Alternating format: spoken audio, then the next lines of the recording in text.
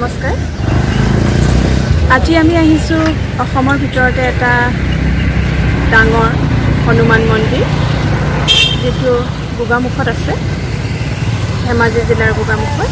আৰু আজি আমি আপোনালোকক হনুমান মন্দিৰটো দেখুৱাম বুলি ভাবিছোঁ। আহক আমাৰ লগত।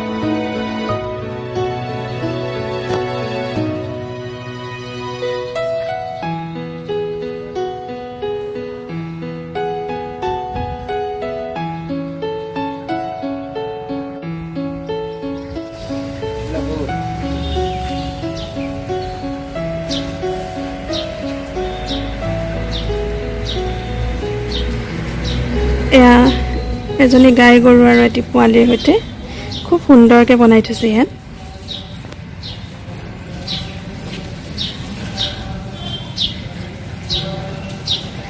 চাকি দিয়াৰ স্থান এই দিশে আছে। দুটা দিশত চাকি দিয়া হয়।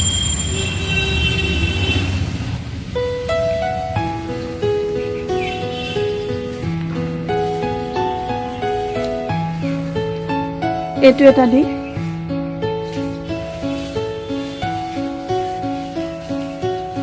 আৰু সেইটো চাইডেও আছে।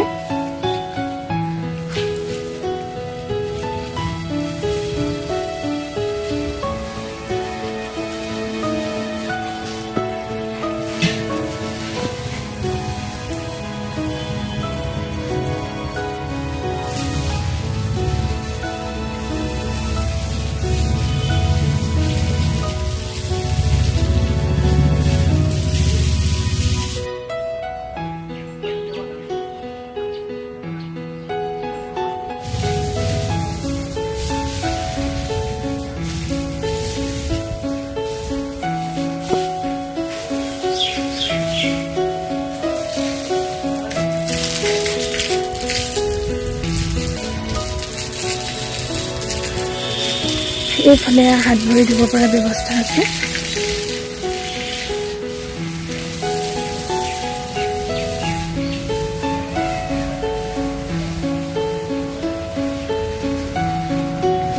সৰুকৈ হ'লেও এখন খুব সুন্দৰ উদ্যান আছে।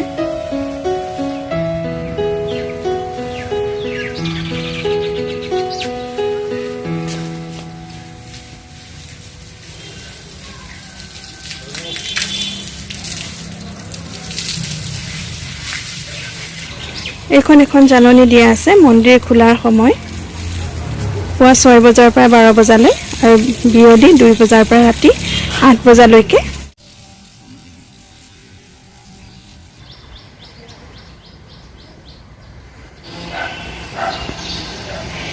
এয়া আমি সোমাই আহিছোঁ মন্দিৰলৈ।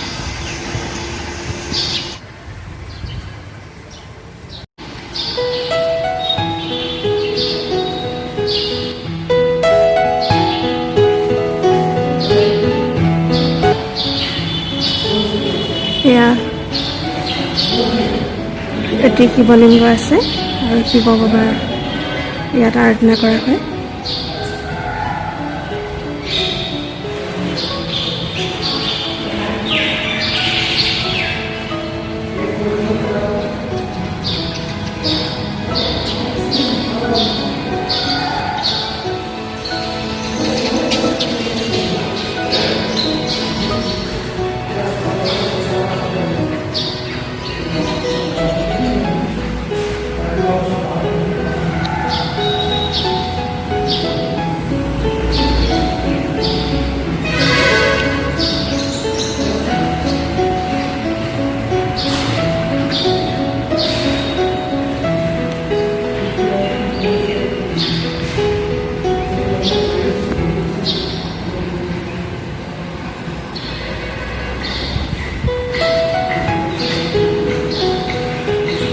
এয়া গণেশ বাবাৰ পূজা হয় এইটো ফালে।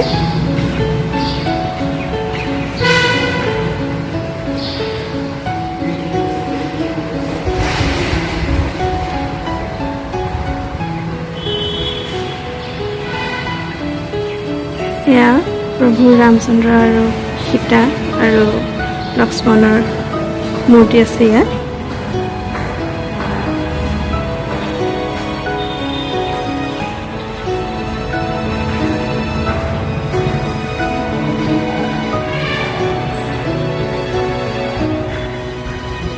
এইফালে হনুমান বাবাৰ মূৰ্তি, পূজা পাঠ চলি আছে।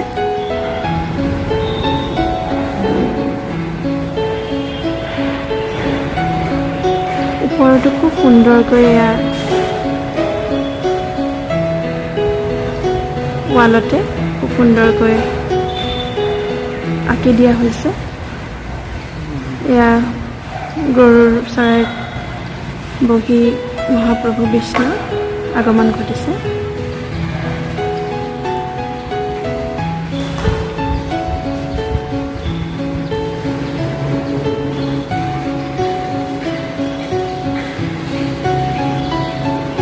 এয়া ৰাধা কৃষ্ণৰ মূৰ্তি।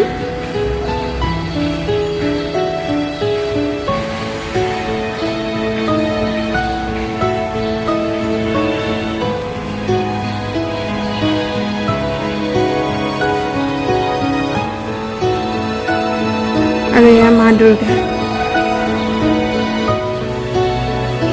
ইয়াৰ ওপৰত মহাপ্ৰভু শিৱ বাবাৰ ছবি অংকন কৰা আছে।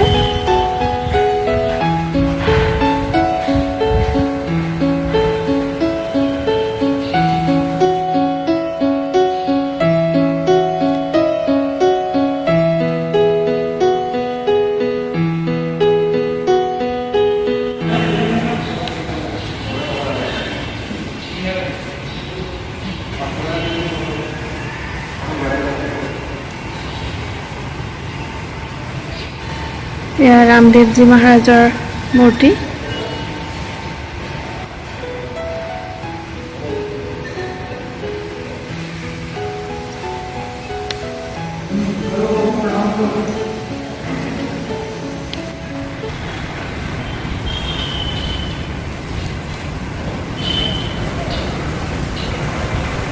আমি এতিয়া গোটেই মন্দিৰটো এপাক এয়া ঘূৰিম।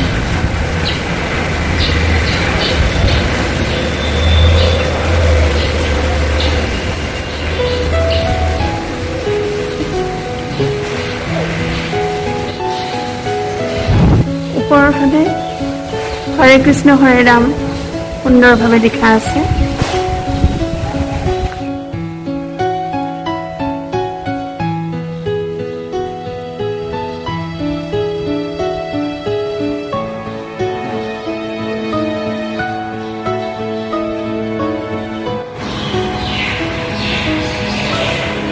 এয়া মন্দিৰটোৰ সোঁমাজতে এজোপা বিৰাট ডাঙৰ গছ আৰু বিভিন্ন ধৰণৰ বান্দৰ ইয়াত বনাই থোৱা আছে। আচলতে সঁচা সঁচি বান্দৰ নহয়।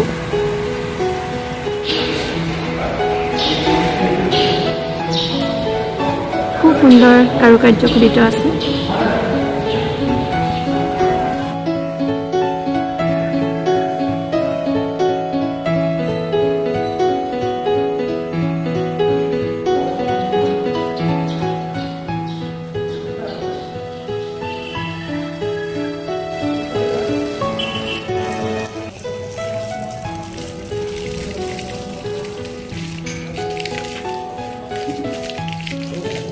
এতিয়া আমি ঘৰলৈ উভতিছোঁ। ভিডিঅ'টো চাই কেনে পালে কমেণ্ট কৰি জনাব আৰু আমাৰ এই চেনেলটো লাইক, শ্বেয়াৰ আৰু ছাবস্ক্ৰাইব